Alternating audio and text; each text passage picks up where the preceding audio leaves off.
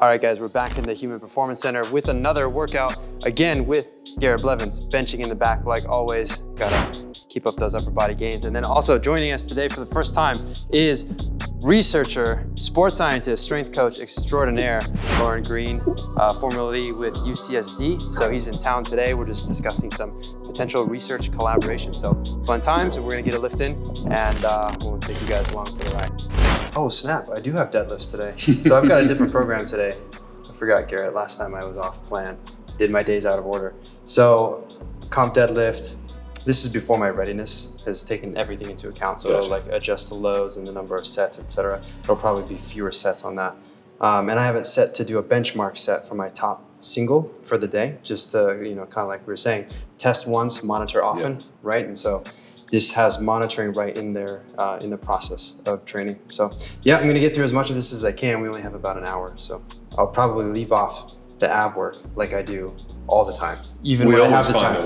We always program it, hardly do it.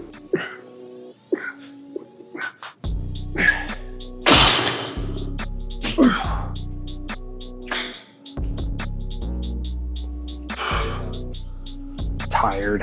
Yeah, kids keeping me up all night.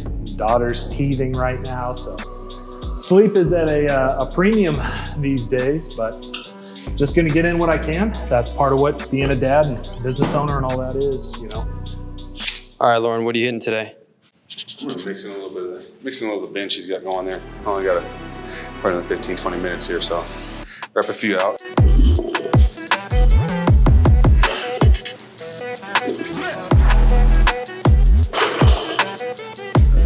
Yeah, buddy. Just warm-up sets? Yeah, okay, cool, that's fine. Head back out. That was the grazing I was talking about. Yep, there you go. Yeah. You can sneak in. Hell of a workout throughout the day, volume-wise.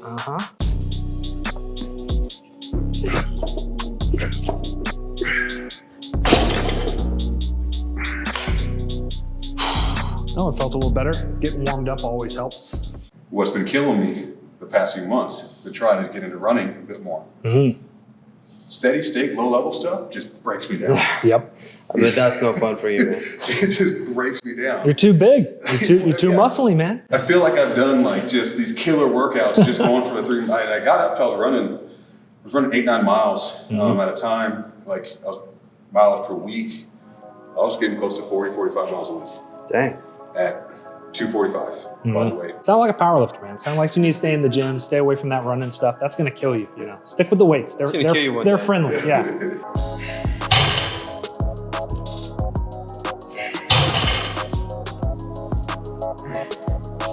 Solid. Better be, it's light. Let's go. Nice, man. Yeah, you got it. Easy. Easy. I had a thing for a while where I actually just didn't count on the bar. I just put on plates and put on colors to see what I can do. And this is thicker and got. I was, all right, that's good. That feels heavier. You go by width? Yep. What do you lift today? 12 inches? 2 feet. 24 inches? Heavier than last time.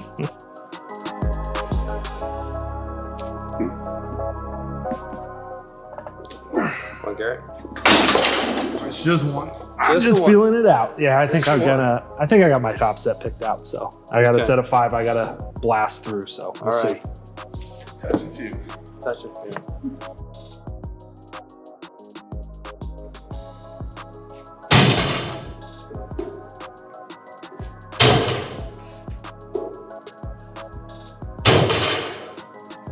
Look good, man.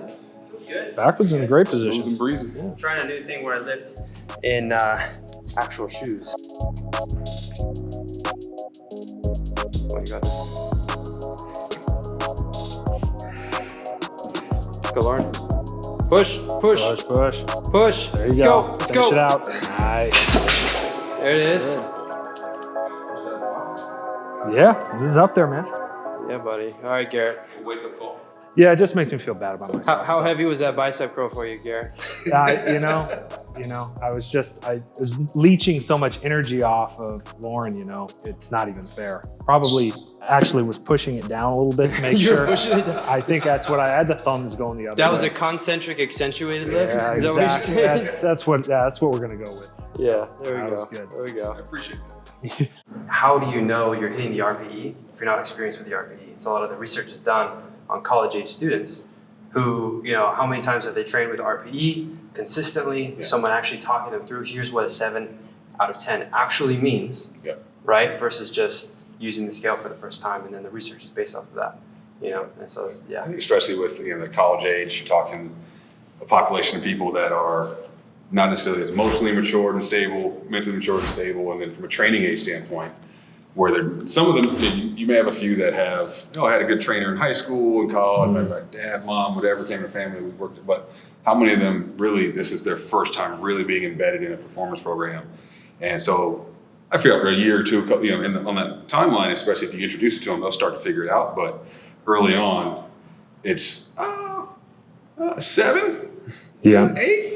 I don't know. I had a hard calculus test yesterday. Maybe it was a 9, right? And really digging into physically where they're at with some awareness of emotional or mental state, but really understanding what am I telling me versus what am I telling me or looking at here. And so, yeah, it's cool to see, interesting to see with an experienced lifter say, yeah, I was going for an 8, probably 9, 9.5, closer to 10, and having that bit of granularity versus, again, you have that same thing with a certain athlete, and even we're saying about even just knowing what's on the bar. I've had athletes, you tell them the weight on there, and they go, I can't do that. And then they bang out 5, right? Well, how hard was that? Oh, it was a 10. We used to did a rep of 5, and the 5th one was as fast and easy as the first one. So I know it wasn't a 10. In your mind, you hit a weight more than you thought you could. So to you, it's a 10 because that's already hitting past the limits you had for yourself. Yeah. And so having that just a bit of granularity there to really kind of assess intensity for you, what was that at? It's interesting to see because I don't always have that working with some younger athletes. Yeah, it's like a long time to acquire the skill. I mean, if you ask me if it was a 7 or a 6, I still don't know if I could totally tell you. I really know 8s, 9s, and 10s. I mean, 10s are easy, obviously, very slow. 9s usually can tell. 8s and 7s are already starting to blend. So, but if you know it's not a 9 and you know it's not a 6, then you can get somewhere in the middle and be okay. There we go, easy. There we go. Nice. All right, what's your RPE? Oh, that's 7. 7. Solid 7. Yep. You look good.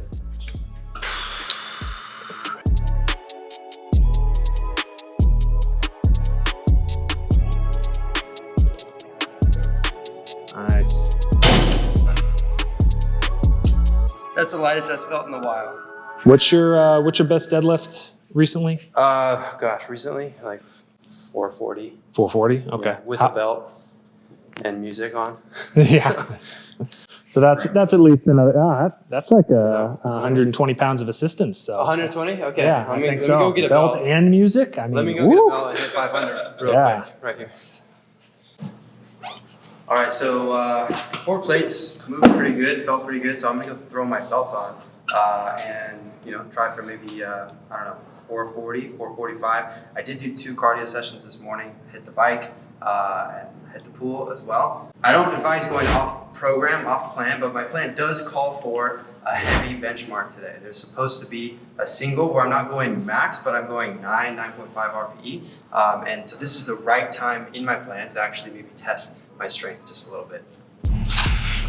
Oh, this belt's getting a little tight. Mass gain plan has been working. Right.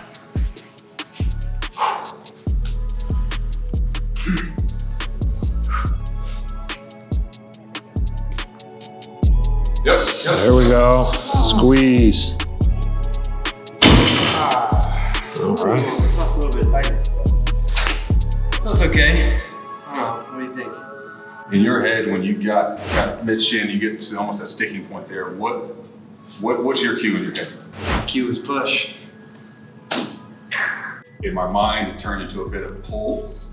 versus push, and I wanted to say push, push, push. Don't know if that's the cue in your head or if that's what it syncs with you. So essentially in my head, and again, this is one of those like, am I creating tension top down to the bar, or am I sinking in the sit left together and allowing the lower half to do the moving? Yep. And as you were trying to kind of save and get yourself back together, it turned into pull, pull, pull. Because you're looking to create that stability. Yeah. But in that sticking point, and this is where you can debate, argue, or just come up with however you want to, strategy-wise, I still feel even if I'm a little bit rounded there, if I just keep pushing and driving, I'm going, because I've now changed that strategy, what I would call like kind of top down. I've now turned it into a back extensor just to, again, for the right idea of getting back stacked, but I haven't completely lost it. I've had some slack and give, and if I just keep pushing, all right, great. I'm still going to work through that same pathway I'm going forward and pushing. But as soon as I think now to make the point of a priority of getting back into stacked, I'm already out of stacked. I think you're hitting on it, because now as I'm playing it back and I see you doing that, I think when I lost that tightness, I'm always hyper aware of that. And so I'm like, return to stacked joints. So I think that's where when you're seeing me transition to a pull, and I'm thinking I'm pushing, but I'm also extending in the lumbar spine. Which, especially if you go up at higher weights, like one, soft tissue wise, you're gonna have some give, you're gonna have some extension of those soft tissues, and you weren't in a compromised position at that point yet. And as a trained individual, you would know if you were at that point where you're actually giving. As I said, you were still in a fine position to have that mindset of still just push, push, push, versus a bit of, I need to save this positioning. Really, to me, it didn't look that far off. Always helps to have multiple eyeballs. Yeah. So yeah, I started working on Evolve and basically AI for strength training really about 8 years ago. I was working with a lot of one-on-one clients in my own coaching and doing a lot of repetitive tasks of programming. I mean, when you write the strength program, it's not completely brand new, totally off the wall every time. No, you make unique adjustments, but there's a ton that's the same. And so I started writing scripts where I was automating some of those processes that I knew this was the guts. I mean, if you're 14 weeks out, this is what your macro cycle should look like. Here's a few flavors, but it's going to be something like this. There's only so many ways to splice the blocks together. Our B skill with a software developer, where they're like, can we just flip this around? And can we put the 1 to 10 and 10 to 1? No, this is what I've actually do. Yeah. And so anyways, that's funny. I've done the same thing of creating some scripts. And I've shown Jacob here like a few of like some just web apps I've made just for my own processes, right? Like I know if I see X, then I do Y. If I see Z, then I save myself some time and processes if I know what I want to do. And like you said, there's only so many ways you can slice it, but I might season a little bit different this way and that way. I think that's part of the, I would say the fear when we talk about AI and technology is this idea that it's the computer taking over and taking our job. It's like, no, if you're truly a domain expert, you truly understand what you do, you know what you're going to do when scenarios come about and how you want to approach that. What we're talking about doing is how do I streamline that process. Close grip set number 1 done. How many more? 2 more. 2 more. 2 more sets of 4. All right, I think I am going to hit my back off sets on deadlift and call it a day. Sometimes, like we were talking about earlier, you don't have time to train, other things get in the way. Relationships, as we were talking about, more important. So more important for me to talk shop with Lauren and Garrett and really hustling through the workout. And just got things to do and families to love, and fitness comes second. So today we did our heavy lifts. That's the beauty of the Evolve program though, is you can hit the heavy lift, it programs it for you, you can make those gains. Maybe you skip the accessories that day, or what I do often is I have an accessory day where I just get in the gym, I do all the accessories that I missed during the week, and then, keep up with it that way. So it's flexible, and I feel like at this stage in my life, it's not important for me to be super type A about my training. I just need to provide a stimulus, get in, get after it, and then, keep loving people well, serving people, creating content that's helpful for people, keep teaching. And that's really what I'm called to right now.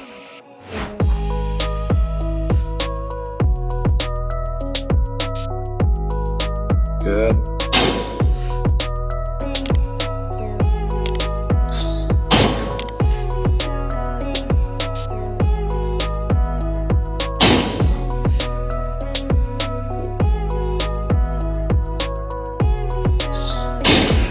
Excellent.